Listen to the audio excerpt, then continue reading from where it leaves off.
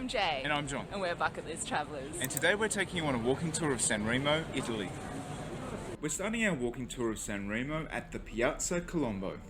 This is a beautiful square, and we actually stayed at a hotel just overlooking this square, so we got views of the market in the morning, which was just beautiful. Yeah, it was a really central location where we were. We stayed at the Hotel Pozzolo, and our host Michele was really lovely. Yeah, and you can't get a much better location than overlooking the square here. Beautiful weekend market, and It was like an antiques market. really nice atmosphere, very local feel. Yeah, and a lot of trinkets and things that you can buy, household items, and there's some artwork that you can see in the distance there as well. And as you can see here, looking back at the market, it was very popular. Everyone was out in force, and it seemed to be quite a good atmosphere. There were people walking dogs, people having their morning coffees, just a really beautiful vibe. Yeah. We're just crossing the road now, and we're heading towards Via Giacomo Matteotti, which is the pedestrian shopping area of San Remo. Yeah, so this is quite a busy area. San Remo's a really popular destination for French tourists. We did hear a lot of French speakers around the area, and not surprisingly, because the French border with Italy is only... It's less than an hour away. Yeah, that's right. So it's very easy to get to by train, and it's just a really, really pretty place. Down this promenade, you'll find plenty of shops, plenty of restaurants, and you can see we're just passing the teatro or the theatre. There's a lot of things you can do in this space. Yeah, it's got a really buzzing vibe. A little bit later we'll take you onto the seaside, and you'll see the really beautiful seaside promenades. It is actually quite reminiscent a little bit of other French Riviera places like Nice. Yeah, and this is the Italian Riviera. It's also known as the Ligurian Riviera. So in comparing it to the French Riviera, I would say that San Remo's a little bit more rustic. Some areas need a little bit of TLC. They do look a little bit run down, or they need like a paint job here or there, or a little bit more of a sprucing up, I'd say. Yeah, so I'd say this is probably past its heyday, but it still has a lot of charm. Yeah, oh, for sure. It's a very popular destination, and it had its glory days maybe last century, and so you can see a lot of beautiful houses from that era that are still around today. It is still a very popular area, and it actually is home to the biggest song contest in Italy, which is quite a big festival. This Italian song contest is known as the Festival di San Remo, and it's held once a year in February. Now, this festival is very, very big in Italy, and it was actually the inspiration for the Eurovision Song Contest. Yeah, so it's got quite a long history, and it is the longest running nationally televised TV music competition in the world. Yeah. Another big festival in San Remo, Italy, is the Festival of Flowers, or the Corso Fiorito.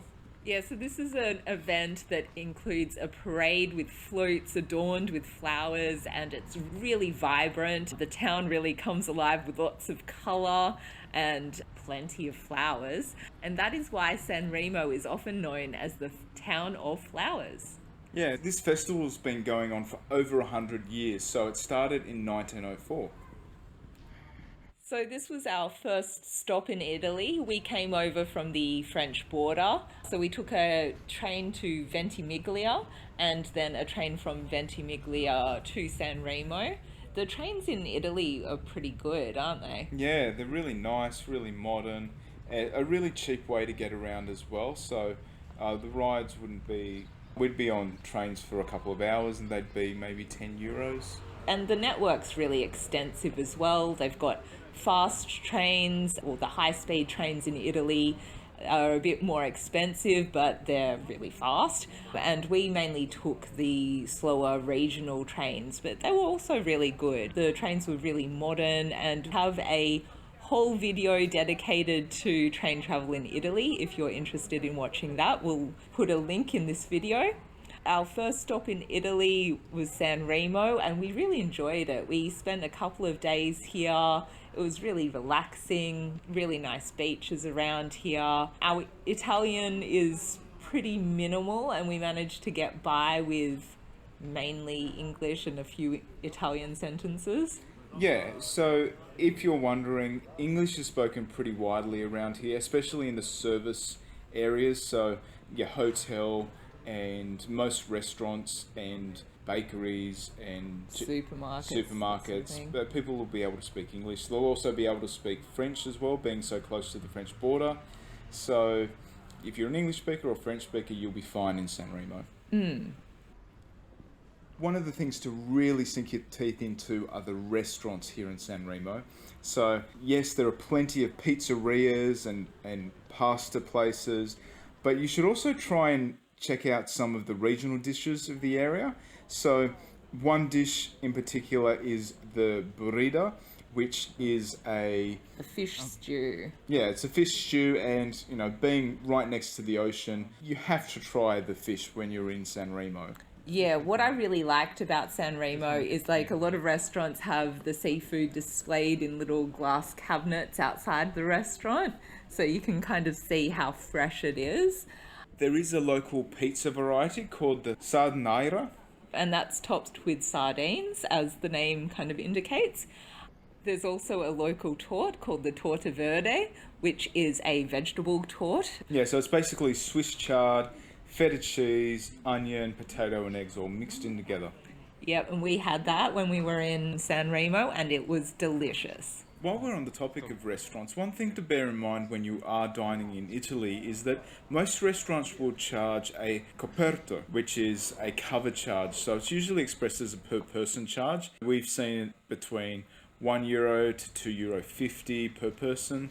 And it also applies in restaurants in San Remo. So it's something to be mindful of when you're dining in Italy, just so you don't get a little bit of bill shock at the end. Typically, the coperto will be in the fine print down the bottom of your menu, so just be aware of that. The building that you see right in front of us now is the San Remo Casino. So this casino's been around for over 100 years. It was opened in 1905. And it's operated since then, with the exception of the years during World War II. It's a really beautiful building. I love the architecture here. It is pretty, isn't it?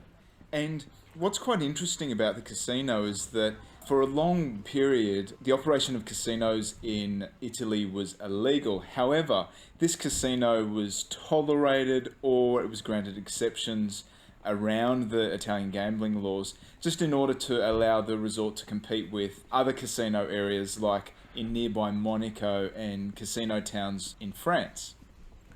Yeah, so it actually hosts an annual poker tournament as part of the European Poker Tour. And for all you poker fans out there, a variation of poker was actually invented here in San Remo. Yeah, it was known as the 5-card stud variant Telesina. Past the casino, we're now moving on to the beach area of San Remo. We're at the start of Corso Imperatrice. This is a beautiful beachfront walkway. It's great for having a stroll overlooking the ocean. So a bit of history about this street, or the naming of the street. So Imperatrice means empress, and it was the street, or the avenue, was named after the Russian Empress Maria Alexandrovna, who was the wife of Alexander II of Russia. Yeah, so she was also known as the Tsarina, where the Tsar is like the head of the royalty in... The emperor. Yeah, in Russia. Yeah, and so she came to San Remo in the mid-1870s as a way to treat her tuberculosis. So it was the thing back in the old days to go into warmer climates or near the beach if you had tuberculosis, because that was what the doctor ordered. So she spent quite a bit of time in San Remo and actually popularized it as a holiday destination for a lot of Russians. Yeah. And as part of that, she came up with the idea to create this cathedral in the Russian architectural style. The church was built a number of years after her death, so the first stone of the church was laid in late 1912, and another interesting fact about the church is that the early designs of the church were from the same architect who designed Lenin's mausoleum back in Moscow. Now moving on and getting a bit closer to the beach now, you can see those 4 tents. That's a bike hire station. So just below us, you can see heaps of cyclists on this cycleway. So one really cool thing to do in San Remo is to just go up and down this cycle route. It stretches for 24 kilometers along San Remo and surrounding cities. Yeah, and I like that there's so many different types of bicycles here. You've got like the twin ones with a little roof on top, or you can have the individual ones, and we've seen some professional cyclists coming through here as well. And I'm sure one of the reasons why we're seeing so many professional looking cyclists around here is that San Remo is the end point of the longest one-day annual professional bike race in the world. And that is the Milan San Remo cycling race, or the Spring Classic. It's also known as La Classicissima. I think it's quite an inspired move to create the cycle path so close to the beach. It's just so scenic. Now, this cycle path used to be the main railway line, and that railway line used to go all along the coast and running very close to the sea. Yeah, that would have been a beautiful scenic railway ride. Yeah. Now, the main train line's been moved further north and underground now, so that just allowed for faster trains. We did take the train from France to San Remo, and we can say you still get some pretty amazing views. Yeah, definitely take the train when you're in Italy, because it's just a fantastic experience.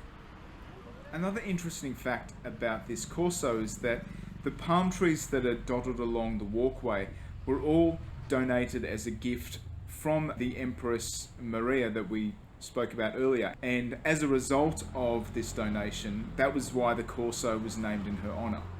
Yeah, so she really left her mark on the city, and it's really great to see that so many years later, people are still enjoying these beautiful views. One thing to be aware of if you're planning to go to the beach in San Remo is that most of the beaches are pay beaches, meaning that you've got to pay for entry.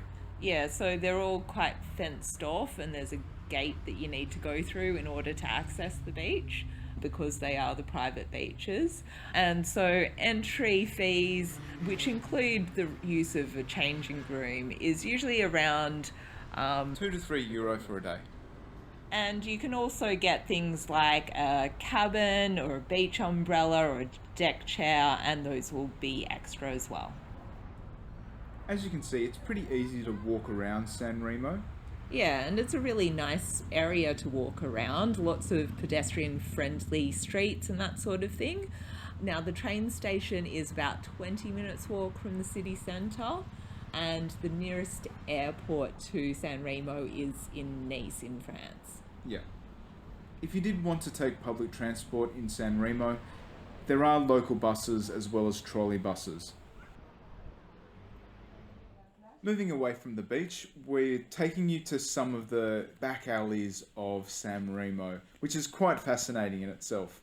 Yeah, so one of the really distinctive features of San Remo is its network of little laneways and alleyways that go all through the old town. And the old town really is a labyrinth of winding alleyways that are filled with boutique shops as well as intimate little local cafes and restaurants. So you actually pass through a number of gates in the historic old city, which have kept the city safe for centuries. And passing through these gates, you come up to the top of the hill where there's a lookout point called Belvedere della Madonna della Costa, which we'll show you shortly.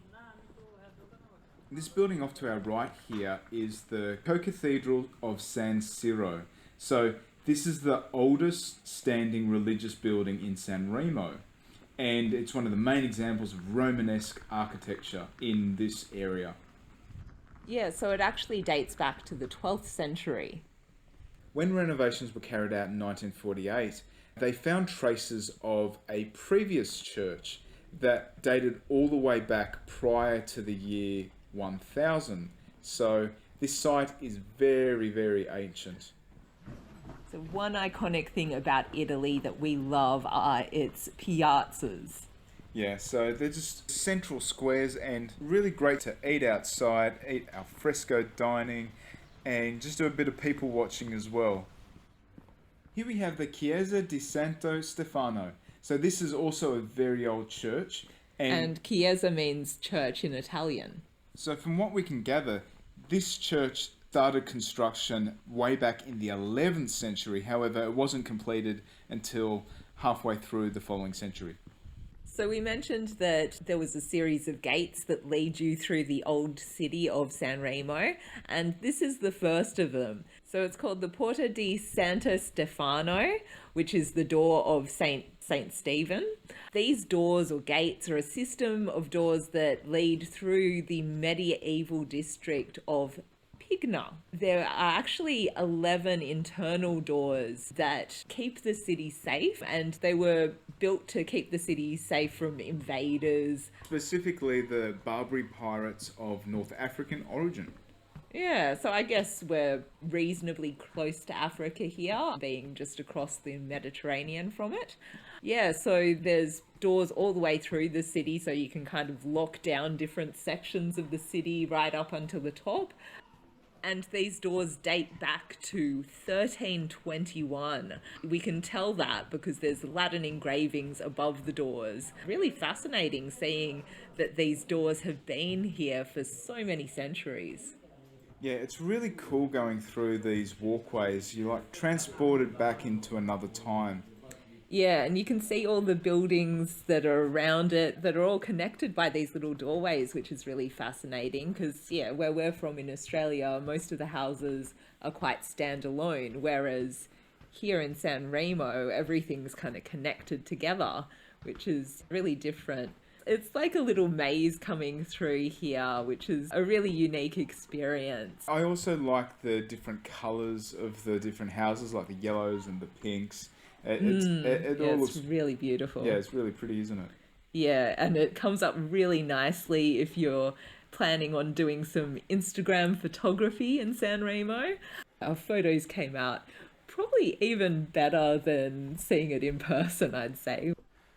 So it is quite a steep climb to get up the hill, lots of steps to navigate. You do need a reasonable amount of fitness to get up here. And Italians are renowned as having one of the longest life expectancies in the world. And I reckon all of these hills that they've got to navigate probably has a lot to do with it, because it must keep you pretty fit. And now we've finally made it to the Belvedere della Madonna della Costa. Yeah, so this is a beautiful area. It's probably got the best views of San Remo right here. And there's a lot of gardens around here, which is lovely. There's a couple of churches, and we're going to take you up to the very top to the Santuario della Madonna della Costa. So the Sanctuario is about 100 metres above sea level, and Madonna della Costa translates to Madonna of the Coast, which is quite apt for the area of San Remo. Yeah, so this building is a religious building and it is in a very prominent location. You can see it from all around San Remo, and it's definitely worth the hike up to the top of the hill to see it up close. So if you are interested in visiting San Remo to see this beautiful area for yourself, we do have a destination guide for San Remo on our website, which is jjbucketlisttravelers.com. So this building is also quite old. The first documents that refer to this building date all the way back to 1474. And it is very worthwhile doing the hike up to the top of the hill to check out the Sanctuario. It is extremely pretty on the inside, isn't it? Yeah, it's decorated with lots of statues and lots of paintings. And what we found really interesting about a lot of churches that we've visited in Italy is you'll see this figure of a woman holding a man's severed head. Now, we believe that this is the head of John the Baptist, and it's depicting a religious story from the Bible. But yeah, we've never seen anything like this in other countries or other churches that we've visited apart from the ones in Italy. It's very unusual. Yeah, it's quite graphic to be in a church. Yeah, well, I guess you've got images of crucifixions in churches as well, which is quite graphic as well. That is true. But yeah, severed heads. I feel like that's maybe Next step up. Yeah, next step up. We hope you've enjoyed our walking tour of San Remo. We have plenty more walking tour videos just like this, as well as videos of our travels around the world. So if you're interested in seeing more of this content, make sure you subscribe. We are Bucket List Travellers. See you next time.